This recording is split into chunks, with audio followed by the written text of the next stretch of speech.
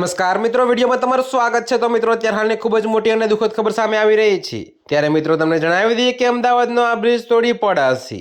જી હા મિત્રો, તો અત્યારે હાલની આ ખૂબ જ મોટી ખબર સામે મળી રહી છે। ત્યારે મિત્રો તમને જણાવી દઈએ કે અમદાવાદના 50 વર્ષ જૂના સુભાષ બ્રિજને તોડી પાડવાનો ઐતિહાસિક નિર્ણય લેવામાં આવ્યો છે। જોકે મિત્રો 4 ડિસેમ્બરે સ્પામ બેસી જતા તપાસ માટે બ્રિજ બંધ કરાયો હતો।